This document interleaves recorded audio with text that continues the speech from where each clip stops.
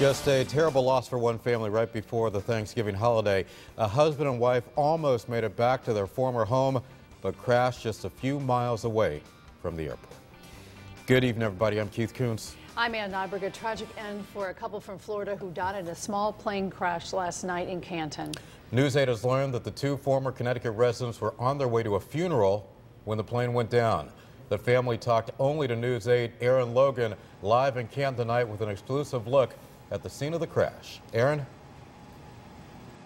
Keith, Ann, this Canton family has lost 3 loved ones in just a matter of days. 73-year-old Donald DeRocher's dad passed away, so he and his wife Josephine were flying from Florida here to Connecticut when they crashed in the woods behind me. This crash scene in the woods near the Canton and Simsbury line is the reason Lori Saviano's parents never showed up while she was waiting for them at the airport.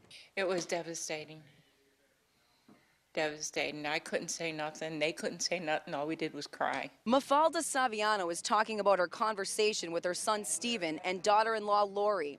She didn't want to show her face, but talked about the pain her loved ones are going through from this tragic crash. Lori's parents, 73-year-old Donald DeRocher and 74-year-old Josephine DeRocher, flew this plane from Florida with a stop in Pennsylvania, but never made it. As if that isn't heartbreaking, the DeRochers were flying to Connecticut to attend Mr. DeRocher's 96-year-old dad's funeral. That was more than what I expected. Yeah, 3 people. Canton police say Bradley International Airport air traffic reported lost radar contact. About 2 hours later, a state police helicopter then located the aircraft on top of the ridge known as Onion Mountain. About 20 minutes later, they were able to get to this site. Believe it or not, they had to actually cut their way through the trees and the brush to get up there. When they did, they found this crashed plane, the couple, and their belongings. What comes next is going to be hard, very hard. Especially for my daughter-in-law. You've spoken to your daughter-in-law? Yes. What's She's broken up naturally.